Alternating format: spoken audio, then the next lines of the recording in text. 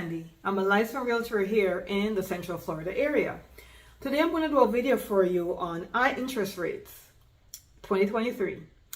What's going on with the real estate market? High interest rates, is the real estate market changing? Is it soft? Is it what's going on?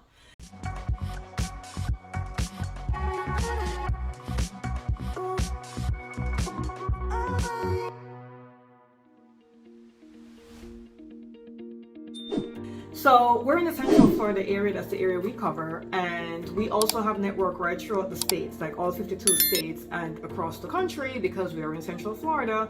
So we also get foreign buyers from Brazil, England, Canada, all over the place, the Middle East, all over the place, right? So we kind of have a grip on what's going on in our area on the whole, and also through our partners all across the country, what's going on. So interest rates are rising, there's no doubt about that. However, the market is still moving, people are still buying and selling. And so if you're in the market to buy or to sell, you're going to have some concerns. You're going to be like, okay, I'm looking to buy, interest rates are high, what's going on? Or I'm looking to sell, am I going to be able to sell, especially if you're going to be competing with new construction? One of the things that builders are doing is they are offering a lot of incentives to their buyers, and one incentive is to offer them money towards their closing costs, so they're able to use some of that money to buy down their interest rate. If you're a seller selling in this market right now, it depends upon where you are. There are some areas where inventory is very low and the homes are still flying off the market. They're still selling rather fast. There are some areas where they're selling but not as fast. And there are some areas where they're selling, but when it gets to a certain price point, it kind of slows down, right? So there are some areas that they'll sell up to, say, $500,000, but then homes that are priced over $500,000, it may be slowing down there. So what does that mean? There's also a fear in the market that, oh, the market is going to crash, it's going to go back to 2007 and 2008, which I did live through that crisis. I don't think it's going there. Banks are not that stupid. I think they learned their lesson, but I could be wrong. But the one thing I'll tell you is banks are being way more stricter in lending. And anyone that have gotten a mortgage recently or within the last few years will tell you, it's almost like you're asking for your firstborn, right? Getting a mortgage. Especially if you're putting down a low interest rate. I mean a low down payment. Put down a low down payment, they kill you. But even people putting 20% or more down is still craziness going on in the market. We're also competing with investors, and we're also competing with cash buyers. So if you're a finance buyer, you're going to be competing with a cash buyer, especially in our area. In our area, most down payment in our area is 20% or more because we're in Central Florida. People are typically relocating here. So a lot of times they have something that they're selling and then they're relocating here, or they're coming from a foreign country, Canada, England, wherever it is, but they're coming down here to buy cash. Because for Canada, you could finance, but you got to put 40% down. Same thing with England. So if you're coming from out the country and you're not coming from those countries, if you're coming from like Brazil, unless you have a family member who is here, you might not be able to finance, that kind of stuff. So that's what's going on in the market today. So where does it leave buyers and sellers? And before I go on, remember to subscribe to my channel, guys, or to our channel, not mine, our. We're always putting out new content, and we're always keeping current with the current real estate market. Sometimes we do videos of a new construction development or whatever it is, and sometimes it's me just talking to you like I'm doing right now. So what does it mean? Let's examine what it means as a buyer in this market with interest rates climbing. Like if I'm a buyer and I'm looking to buy, what am I doing? What am I going to do? One of the things I would suggest you do is, if you're qualified or if you're at the price point for new construction, I would look into new construction. Why? Because builders have to sell. They're in the market of building a home to sell. They can't build a home and hold on to the property like a seller can do. They have to sell it. In order for them to sell it, they have to work with the conditions of the current market that they're in. The market they're in right now is a high interest rate market, and we're coming from a 2 to a 4% interest rate. Now we're at a 7% interest rate. So that means now you're able to buy less home. You're going to get less home for more money, as opposed to before you could get more home for less money. So now the builders have to adjust to the market, and one of the things that they do offer is helping you to lower your interest rate by helping you with your closing costs. They'll help you with your closing costs, and based upon how much they help you with, you could use that to buy down some of your interest rate, which is fantastic. Another thing to do is, if you are in an area where your price point is not selling as fast, then you could also go for what we call off-market properties. Off-market properties are going to be properties that are not available for sale on the regular market. That means a seller is thinking of selling their home, but they haven't put it on the market yet. So you need to get to the home before it gets on the market, right? That way you could negotiate directly with the seller or your agent, which I always would suggest you use a professional real estate agent. Your agent could negotiate on behalf of you with the seller directly, as opposed to having different offers or different things going on. So if you're going to seller, I would say something like this, or if I'm representing my buyer, this is what I'm going to tell the seller. Listen, seller, we know you're selling. I have a buyer that's highly qualified to buy the home. Here's a copy of their pre-approval, or here's their proof of fund if it's for cash. We want to buy the home. We'd like to negotiate with you.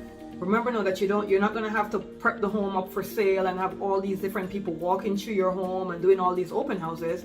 We're willing and able, ready to buy your home. But this is what I'd like for you to do. I'd like for you to pay $10,000 towards my closing costs. That way I'm able to lower my interest rate if I'm a finance buyer, right? If it's a cash buyer, I'm like, listen, Mr. Seller, I know you're selling the property for $450 as an example. I'm all cash. I could close it within 30 days. I'm offering you $440 or whatever that situation is, right? Or, listen, Mr. Seller, I'm buying the home for all cash from you. How about, since your property is in an HOA, how about you pay 2 years of the HOA and I'll give you a full price offer? Or how about you give me 2 years of home warranty on the property since the appliances are older, including the air conditioning system, and I'll give you a full price offer. So there's many ways to negotiate that, right? There's many different ways, and if you're with a professional realtor, they will help you to come up with a strategy to get that. As if I'm on the buying side.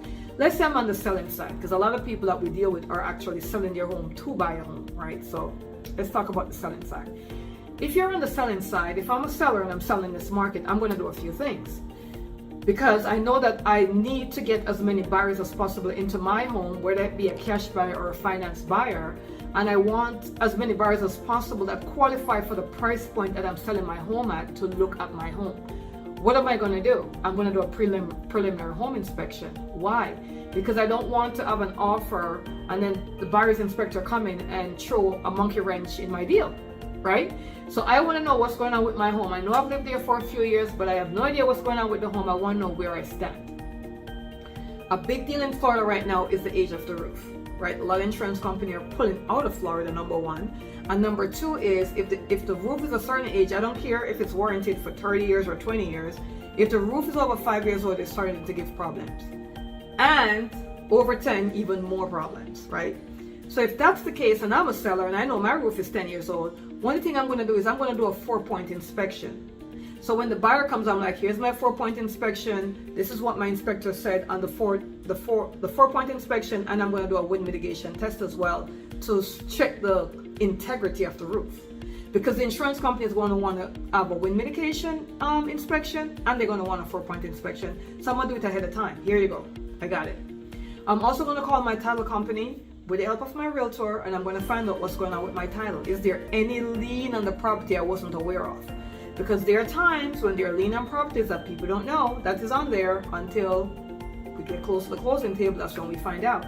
So I want to make sure I know if there's any lien on the property, for sure. Another thing I'm going to do, if I'm a seller, I did my preliminary inspection. I have checked my title to make sure everything is clear. Another thing I'm going to do is I'm going to want to make sure that my home is priced to market. So here's what you cannot do. You cannot say, last year I put a pool in, it cost me $100,000. So if the home is really worth $450,000, I want $550,000 because I want the $100,000 back for the pool I put in. Can't do that. Why? Because even though you put a pool in and it did increase the value, you have to also think that you put the pool in also for part of your enjoyment. Or maybe you updated the kitchen, or maybe you updated the bathroom. Yes, you're going to get some money back for that improvement, but based upon the time you're selling, if you did it last year and now it's this year, it's still going to sell at market value plus whatever improvements you do. But if you spend $50,000 to improve your kitchen, you might not get $50,000 back on top of market value. And a lot of sellers think this way, and it's not going to happen. So when you're going to do improvements, make sure you're doing it for your own enjoyment, and think about, am I going to be here for a while to enjoy what I'm doing? Because you might do a fantastic job in the kitchen, but the buyer might come along and they want to rip all that out and do their own thing, right? So we got to be careful with stuff like that. Yes, improving your kitchen, improving the bathroom, putting a pool do bring value, but it may not be as much value. And if you're doing it only because you want to get the money back that you're putting in, you may want to reconsider that. So you want to think about that stuff, right? So this is what I'm doing as a seller. So I'm going to price it right. Preliminary inspection, title is done, price it right, then I'm going to stage it for sale. So I'm going to either have my realtor help me to stage it, or I'm going to have my realtor get a staging company to come in and stage the property to make sure it's staged for sale. Because people and buyers, right? If it's an investor, if you're attracting investors, it doesn't matter. But if you want an end buyer to pay you top dollar for your home, it has to be staged right, and it has to be depersonalized. You got to take out all your personalized stuff, unfortunately. You got to take that away, because you got to remember you're trying to sell the home. And you got to detach emotionally from the home. That's the hardest thing to do. That's why you need to have a realtor. The realtor doesn't have emotional attachment. The realtor is working on your behalf. But you have emotional attachment, so the buyer might say something and you get really upset. And that might be the buyer that's going to pay you top dollars. And you don't want to be upset with that buyer. But at the same time, you don't want to be exposed to what the buyer has to say. So you want a realtor to work on your behalf, which is very important. Okay, so once we finished doing all that stuff, we did the preliminary inspection, we did the title search, we have it at market value, we did our staging. Now it's time for us to have buyers come in. So here's what I'm going to do with the buyers. I'm going to have to give the buyers some incentive if I want to sell quickly, or if I'm in a market where the home isn't selling as quickly as possible. I want to give the buyer some incentive. So I might offer to pay 2 years home warranty for the buyer to cover all the appliances, including the air conditioning system, especially if it's an older home or the appliances are older. I might say, okay, buyer, I'm going to give you $10,000 towards your closing costs. I might say, okay, buyer, I'm going to give you $5,000 towards your closing costs, and I'm going to pay 2 years of your homeowners association, right? If it's in an HOA. So these are some of the things that you could do in this market as the interest rate continues to rise. If you have to buy or sell, you have to come up with strategies to buy or sell, because the market is not going to come to a standstill. There's always going to be people buying real estate, and there's always going to be people selling real estate. If you're in either category, you just got to figure out what is the best advantage for you in the market you're in. Feel free to give us a call to schedule a consultation. We do consultations all the time.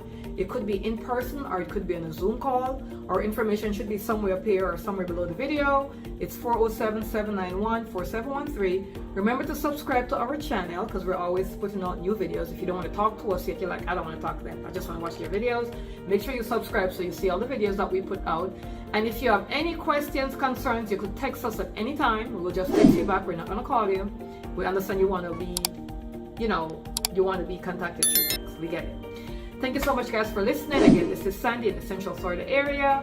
We appreciate you. We love you. And let us know if we could be of any help in you purchasing or selling or investing in a property, even if it's an Airbnb property. We have a lot of Airbnb videos on here too. See you soon.